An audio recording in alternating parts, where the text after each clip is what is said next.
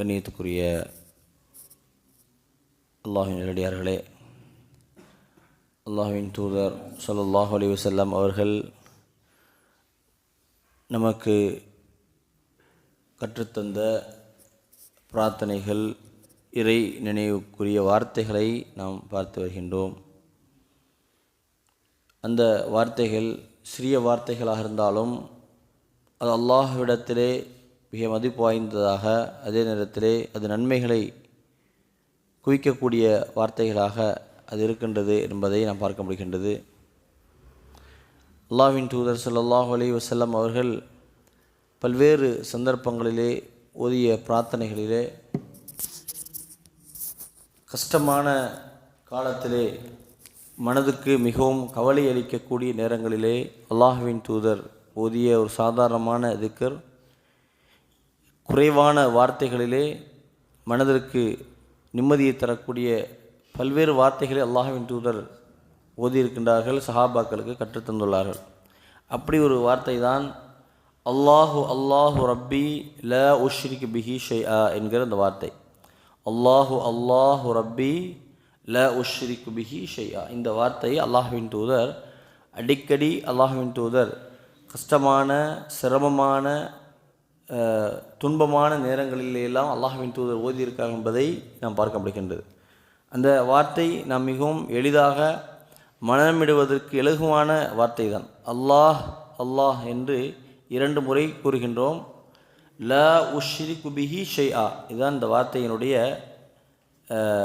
ஒட்டுமொத்தமாக இந்த துவாவினுடைய வார்த்தைகளே உள்ளதான். அல்லாஹ் அல்லாஹ் லா உஷ்ரிகு பிஹி ஷைஆ, அல்லாஹு அல்லாஹு ரப்பி லா உஷ்ரிக் பிஹி ஷைஆ. இதனுடைய பொருள் என்ன என்று சொன்னால், அல்லாஹ் தான் என்னுடைய இரட்சகன், அல்லாஹ் தான் என்னுடைய இரட்சகன், அவனுக்கு நான் எந்த ஒன்றையும் இணை வைக்க மாட்டேன். அல்லாஹ் தான் என்னுடைய இரட்சகன், அல்லாஹ் தான் என்னுடைய இரட்சகன், அவனுக்கு நான் எந்த ஒன்றையும் நான் இணைய வைக்க மாட்டேன். உண்மையிலேயே நொடிப்பொழுதுகளிலே நமது உள்ளத்தில் இருக்கக்கூடிய பாரங்கள் நீங்கக்கூடிய ஒரு அற்புதமான ஒரு வார்த்தை. அல்லாஹ்வை ஒரு உள்ளம் இணை வைக்கவில்லை என்பதை ஆணித்தரமாக அதை சொல்லும் பொழுது உண்மையிலே நமது மனதில் இருக்கக்கூடிய பாரங்கள் எல்லாம் நீங்குகின்றது. இணை வைத்தல், அல்லாஹுக்கு ஷிர்க் வைத்தல் அப்படிங்கிறதே மிகப்பெரிய சுமை தான். அது உள்ளத்தில் இருக்கும் பொழுதே என்ன செய்யாது, மனதுக்கு நிம்மதி கிடைக்காது. அது என்னதான் அந்த எண்ணம் நமக்கு இருந்தாலும் அதை வார்த்தைகளால் சொல்லும் பொழுது அந்த உள்ளத்திற்கு ஒரு நிம்மதியை அந்த வார்த்தை ஏற்படுத்தி தருகின்றது. அதுதான் இந்த துவாவினுடைய மிக முக்கியமான அம்சம். 2 முறை அல்லாஹ் தான் என்னுடைய இரட்சகன், அல்லாஹ் தான் என்னுடைய இரட்சகன் என்று சொல்லிவிட்டு லா உஷ்ரிகு பிஹி ஷைஆ, அவனுக்கு எந்த ஒன்றையும் நான் இணையாக்க மாட்டேன் என்கிற செய்தியை அல்லாஹ்வின் தூதர் ஸல்லல்லாஹு அலைஹி வஸல்லம் அவர்கள் கூறுகின்றார். இதெல்லாம் கவலையை போக்குவதற்கென்று அல்லாஹ்வின் தூதர் பெரிய பெரிய துஆக்களை ஓதியிருக்கின்றார்கள். ஆனால் எளிதான சிறிய சிறிய திக்ர்களிலேயே அல்லாஹ்வின் தூதர் மனிதனுடைய உள்ளங்களில் இருக்கக்கூடிய கவலையை போக்கும் விதமாக இந்த துஆக்களை எல்லாம் கற்றுத்தருகின்றார். அதே போல ஹஸ்பி அல்லாஹ் என்கிற வார்த்தை, ஹஸ்பி அல்லாஹ், அல்லாஹ் போதுமானவன். இந்த வார்த்தையை நபி இப்ராஹிம் அலைஹிஸ்ஸலாம் அவர்கள் நெருப்பு குண்டத்திற்கு முன்பாக நின்று சொன்ன வார்த்தை தான். இதை அல்லாஹ்வின் தூதர் பல்வேறு சந்தர்ப்பங்களில் ஓதியிருக்கிறார். ஹஸ்பி அல்லாஹ், அல்லாஹ் எனக்கு போதுமானவன், அல்லாஹ் எனக்கு போதுமானவன் என்கிற இந்த வார்த்தையும் மனதில் உள்ளத்தில் இருக்கக்கூடிய கவலைகளை போக்கக்கூடிய வார்த்தைகள் ஒன்றாக இருக்கின்றது என்பதையும் நாம் பார்க்க முடிகின்றது. அதே போல அல்லாஹ்வின் தூதர் நாம் அடிக்கடி சொல்லுகின்றோம், அல்லாஹு அக்பர், சுபஹான் அல்லாஹ், வல்ஹம்துலில்லாஹ் என்கிற வார்த்தையெல்லாம் சொல்கின்றோம். ஆனால் அல்லாஹ்வின் தூதர் அந்த வார்த்தைக்கான அர்த்தத்தை சொல்கின்றார்கள். உமர் பின் ஹத்தாப் ரலியல்லாஹு அன்ஹு அறிவிக்கக்கூடிய செய்தியாக பார்க்க முடிகின்றது. அல்லாஹ்வின் தூதர் ஸல்லல்லாஹு அலைஹி வஸல்லம் சொல்லக்கூடிய செய்தி, அல் அபுது, அதாவது கவுல் அபுது அல்லாஹு அக்பர், அடியானுடைய அல்லாஹு அக்பர் என்கிற இந்த வார்த்தை ஹைரும் மின துன்யா ஒமா ஃபீஹா, இந்த உலகமும் இந்த உலகத்தில் இருக்கக்கூடிய சிறப்புகளும் இந்த உலகத்தில் இருக்கிற அனைத்து இன்பங்களை விடவும் சிறந்த ஒரு வார்த்தையாக இருக்கின்றது என்று சொன்னார்கள். அல்லாஹு அக்பர் என்று நாம் சொல்லக்கூடிய இந்த வார்த்தை எப்பேற்பட்ட வார்த்தை என்று சொன்னால், இது இந்த உலகமும் இந்த உலகத்தில் இருக்கக்கூடிய அனைத்து இன்பங்களை விடவும் சிறந்த வார்த்தையாக இருக்கின்றது. இப்போ சாதாரண வார்த்தை அல்லாஹு அக்பர் என்கிற அந்த வார்த்தை ஒரு சாதாரண வார்த்தையாக நாம் நினைக்கிறோம். ஆனால் அது அல்லாஹ்விடத்திலே மிக மதிப்பு வாய்ந்த இடத்தை பெற்றுத்தருகின்றது. ஆக இதெல்லாம் எளிதாக சாதாரணமாக சின்ன சின்ன இடைவெளிகளில் ஓதக்கூடிய துவாக்கள் தான். ஆனால் நமது மனதில் இருக்கக்கூடிய பாரங்களை கவலைகளை நீக்கக்கூடிய வார்த்தை, அல்லாஹ்வுடைய விருப்பத்தை, அல்லாஹ்வுடைய நேசத்தை பெற்றுத்தரக்கூடிய வார்த்தை. நபி ஸல்லல்லாஹு அலைஹி வஸல்லம் சொல்கிறாங்க, அடியான் சில நேரங்களில் அல்லாஹ் கூறுவதாக சொல்கிறாங்க, அடியான் சில நேரங்களிலே என்ன செய்கின்றான், சில வார்த்தைகளை பேசிவிடுகின்றான். அந்த வார்த்தைகளுடைய மதிப்பே தெரியாமல் பேசிவிடுகின்றான். அந்த வார்த்தையினுடைய அதுக்கான என்ன நன்மை, அதுக்கான என்ன பொருள் என்று கூட சில நேரம் தெரியாமல் சொல்லிவிடுகின்றான். ஆனால் அது அவனை அல்லாஹ்விடத்திலே அந்தஸ்தால் உயர்த்தி விடுகின்றது சொல்கிறாங்க. சில எந்த வார்த்தை நம்மளை அல்லாஹ்விடத்தில் அந்தஸ்தில் உயர்த்துன்னு சொல்ல முடியாது. ஆனால் அல்லாஹ்வின் தூதர் ஸல்லல்லாஹு அலைஹி வஸல்லம் அவங்க கற்றுத்தந்த எல்லா வார்த்தைகளுமே அல்லாஹ்விடத்திலே நம்மை நெருக்கி தரக்கூடிய வார்த்தை, அல்லாஹ்விடத்தில் நம்மை நெருக்கி வைக்கக்கூடிய, அல்லாஹ்வுடைய நேசத்தை பெற்றுத்தரக்கூடிய வார்த்தையை தான் அல்லாஹ்வின் தூதர் நமக்கு கற்றுத்தந்திருக்கிறாங்க. அதே நேரத்தில் நமது உள்ளத்தில் இருக்கக்கூடிய பாரங்களும் கஷ்டங்களும் நீங்குகின்றது.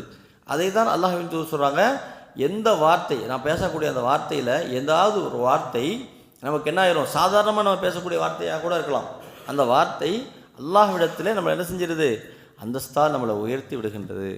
அதே போன்று விபரீதமான சில வார்த்தையை பேசலாம், மோசமான கெட்ட வார்த்தையவோ அல்லது பழிக்கும் வார்த்தையவோ அல்லது சாபத்துக்குரிய வார்த்தையவோ அல்லது மோசமான ஏதாவது வார்த்தையோ மனுஷன் பேசிடுறான். அப்படி பேசக்கூடியவன் அந்த வார்த்தை எப்படி மாறிடுதுன்னு சொன்னால், அவனை கிழக்குக்கும் மேற்குக்கும் எவ்வளவு தூரம் இருக்குமோ அவ்வளவு ஆழத்தின் நரகத்தின் தள்ளிவிடுகின்றது. அப்போ அதனால தான் ரசூலுல்லாஹ் சொல்கிறாங்க, பேசுனா நல்லதை பேசுங்க, லியஸ்முத், இல்லைன்னா வாய்மொழி மௌனமாக இருங்க. அப்போ நல்ல வார்த்தைகள் தான் ஒரு மனிதனை என்ன செய்யும், அவனது கண்ணியத்தை உயர்த்தும், இந்த உலகத்திலையும் உயர்த்தும், மறுமையிலையும் உயர்த்தும். ஆக நாம் முடிந்த அளவுக்கு அல்லாஹ்வை புகழக்கூடிய அந்த வார்த்தைகளை நாம் கற்றுக்கொள்ள வேண்டும். இன்றைக்கு நம்ம கற்றுக்கொண்ட சிறிய சிறிய திக்ர்கள், உதாரணத்துக்கு அல்லாஹ் அக்பர் என்கிற வார்த்தை சொன்னால் அல்லாஹ் மிகப்பெரிய நம்ம சொல்கிறோம். ஆனால் அது அல்லாஹ்விடத்தில் எப்படி பார்க்கப்படுகின்ற சொன்னால், ஹைரு மினத் துன்யா ஒமா ஃபீஹா, இந்த உலகம், இந்த உலகத்தில் இருக்கக்கூடிய அனைத்து இன்பங்களை விடவும் சிறந்தது என்று சொல்கிறாங்க. அதே போல் ஹஸ்பி அல்லாஹ் என்கிற வார்த்தை அல்லாஹ்வின் தூதர் கஷ்டமான காலங்களிலே சொல்லியிருக்கிறாங்க அப்படின்னு சொல்லி பார்க்க முடிகின்றது. அதே போன்று அல்லாஹ் ரப்பி ல உஷ்ரிகு பிஹி ஷையா என்கிற இந்த துஆவையும் அல்லாஹ்வின் தூதர் ஓதியிருக்கிறார். நம்ம இந்த துஆவை நம்ம அனைவரும் சொல்வோம், அல்லாஹ் ரப்பி ல உஷ்ரிகு பிஹி ஷைஆ, அல்லாஹ் ரப்பி ல உஷ்ரிகு பிஹி ஷைஆ, அல்லாஹ் ரப்பி ல உஷ்ரிகு பிஹி ஷைஆ. அல்லாஹ் தான் என்னுடைய இரட்சகன், நான் அவனுக்கு எந்த ஒன்றையும் இணையாக்க மாட்டேன். இந்த வார்த்தையை நாம் சொல்லும் பொழுது நம்ம உள்ளத்தில் இருக்கக்கூடிய அந்த கஷ்டங்கள் பாரங்கள் நீங்குவதை நாம் உணர முடிகிறது. ஆக இந்த வார்த்தைகளை நாம் மனமிட்டு அடிக்கடி ஓதி அல்லாஹுடைய நெருக்கத்தையும் அல்லாஹுடைய நேசத்தையும் பெறக்கூடியவர்களாக அல்லாஹ் நம்மை ஆக்குவானாக. ரமலானிலே அதிகமாக இதை ஓதி ரமலானில் நாம் செய்யக்கூடிய எல்லா செயல்களுக்குமே அல்லாஹ்விடத்திலே சாதாரணமான காலகட்டத்தில் செய்வதை விட ரமலானில் செய்யக்கூடிய எந்த செயலுக்கும் அளவற்ற அதாவது அதிகமான நன்மைகளை அது கணக்கிட முடியாத கூலி அல்லாஹ் தருவதற்கு தயாராக இருக்கின்றான். அப்படிப்பட்ட மாதத்திலும் கூட இது போன்ற திக்ர்களை அல்லாஹ்வை நினைவுகூரக்கூடிய வார்த்தைகளை சொல்லக்கூடியவர்களாக அல்லாஹ் நம்மை ஆக்குவானாக. ஆகிர் தஅவானா அல்ஹம்துலில்லாஹி ரப்பில் ஆலமீன். வஸ்ஸலாமு அலைக்கும் வரஹ்மத்துல்லாஹி வபரகாத்துஹு.